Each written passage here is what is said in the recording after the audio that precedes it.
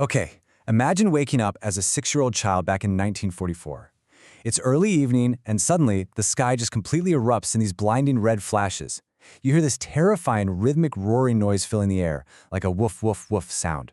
The ground starts shaking so violently that the walls of your actual home literally begin to crack. Now, you might be thinking, wow, sounds like a scene from an alien invasion movie, right? Well, actually, this is the exact first-hand account of Mache Selina Mashoto. She was describing a very real, incredibly mysterious, and highly localized event that happened in South Africa.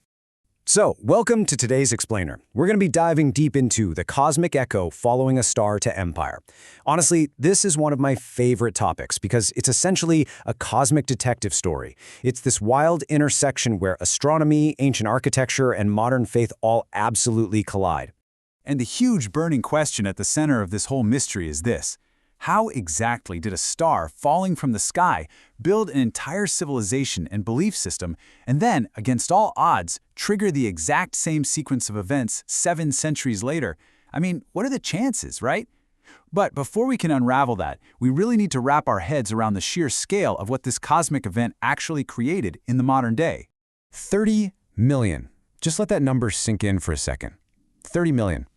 To put that into perspective for you, that's the estimated number of modern-day followers of the Zion Christian Church, or the ZCC for short, spread all across Africa. So we're not just talking about some obscure historical footnote here, folks. We are talking about a macro-scale human phenomenon.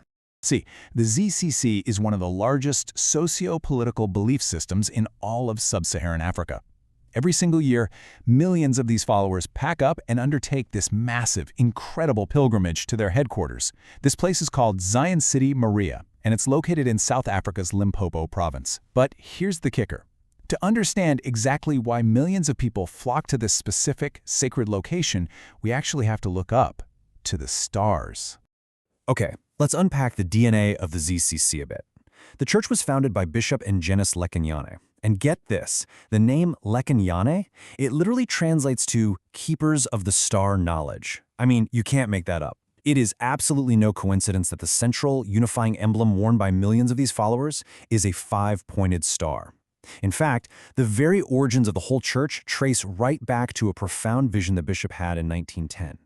Now, what else happened in 1910? Halley's Comet was blazing prominently across the night sky. So as you can see, astronomical symbols are literally baked right into the foundation of this movement from day one. And if you look at their timeline, it builds so incredibly fast, right? So 1910, Halley's Comet inspires that founding vision. Fast forward to 1925, and the church is officially registered, but they've only got about 926 adherents. Pretty small, right? They grow steadily over the next decade or so. But then, 1944 hits. Something literally falls from the sky right near their headquarters in Moria. And what happens next? Well, it's pretty much unprecedented. 120,000. Boom. Almost immediately following that 1944 event, the ZCC experiences this sudden explosive spike in membership. They jump from a relatively small group to roughly 120,000 adherents by 1948. It's like the idea spread like wildfire. A highly localized celestial event directly triggered a massive regional religious milestone. So what actually happened on that day? Well, on November 1st, 1944, a massive celestial object, a meteor to be exact, was spotted passing over Bulawayo, Zimbabwe at breakneck speed. It traveled southward and just violently crashed into the Stridsport mountain range, literally right near Moria. Witnesses out there reported this terrifying roaring sound, blinding flashing lights, and later on, people actually discovered shiny metallic stones and impact craters up to 20 meters wide out in the mountains. This very physical, very terrifying meteor strike was the catalyst for that massive population boom for the church. Now, I want you to hold that thought about the 1944 media for just a second, okay? Because we're going to make a pretty jarring jump backwards in time. We're going exactly 7 centuries back, landing right in the year 1320. All right, so here we find ourselves looking at the incredibly complex ancient civilization of Great Zimbabwe. And I've got to tell you, the physical architecture here is highly, highly intentional. When researchers study this, they use a tool called ethnography. Basically, that means they view these ancient sites through the lens of the modern cultures linked to them, folks like the Shona and Venda people. When you look closely, you see these striking architectural features: massive curving stone walls, paired male and female enclosures, and these amazing tall pillars topped with carved birds that represent ancient kings. It's a giant puzzle, really. But to truly decode Great Zimbabwe, scientists rely on a fascinating field of study called geomythology, or archaeoastronomy. And yeah, that's a mouthful. But basically, it just means treating these ancient legends not just as, cute fairy tales, but as actual human records of physical phenomena, things that exploded in the sky or shook the earth centuries ago. It's about finding the science hidden inside the myth. So when we take this scientific lens and apply it to the oral traditions of the Lemba people, who have very close ties to the history of Great Zimbabwe, this absolutely amazing story emerges.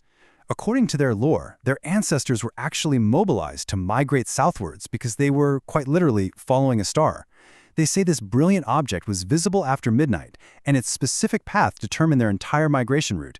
And guess what? The exact spot where this guiding star eventually led them is exactly where they built the Great Zimbabwe civilization. Pretty mind-blowing, right? Because you see, Great Zimbabwe wasn't just a walled city. It was an enormous, ancient, astronomical observatory. The builders used these tall stone monoliths along the massive outer walls to perfectly track the heavens. From one very specific platform area, these monoliths aligned to mark the spring and autumn equinox sunrises, the movements of Venus, and even the complicated phases of the moon. These people were watching the sky with just intense, mathematical precision. And here, this is where we find the ultimate connection. Using modern computer simulations, scientists made a discovery that is frankly just astounding. The famous 11-meter solid stone conical tower inside Great Zimbabwe, well, it perfectly aligned with the rising of one very specific celestial body, Supernova RX J0852.0-4622. Now that supernova is located in the Vela region, and it was a massive, exploding star that would have absolutely dominated the night sky right around the 13th century. You couldn't miss it. In fact, the modern scientific consensus is pretty clear on this. To quote the research directly, the reconstructed 11-meter conical tower in the Great Enclosure aligns with the supernova remnant and may be a preserved structural edifice related to the Lemba legend. Wow! So this gives us an undeniable physical link between ancient stone architecture, a verified exploding star, and the mythology of a people who, as they said, followed a star. Now, I want you to just look at the astonishing parallel between these twin cosmic events separated by a whopping 700 years. It's unreal. In the 13th century, a supernova appears, the Lemba Migration kicks off, and Great Zimbabwe is built. Then, in the 20th century, the 1944 meteor strikes Earth, the ZCC membership absolutely booms, and the sacred Zion City Moria headquarters is solidified. It's the exact same pattern. So that 1944 meteor strike near Moria, it wasn't just some random, frightening anomaly. No, for the people of the region, it was a profound cosmic echo. The meteor acted as a natural catalyst that quite literally revitalized a 700-year-old ancestral belief system. In a way, the massive modern-day ZCC megachurch is a real-world reenactment of the ancient African supernova mythology. When the sky spoke again in 1944, the people answered, exactly as their ancestors had centuries before. So what should you take away from all this?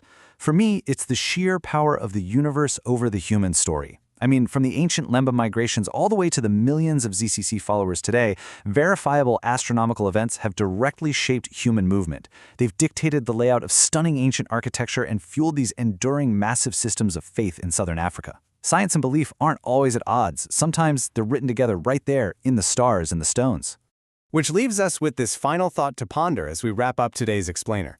As we look at the incredible structures built by humanity, both the ancient ruins and the modern megachurches, we really have to ask ourselves, are our greatest monuments simply mirrors of the stars above us? It's something to think about.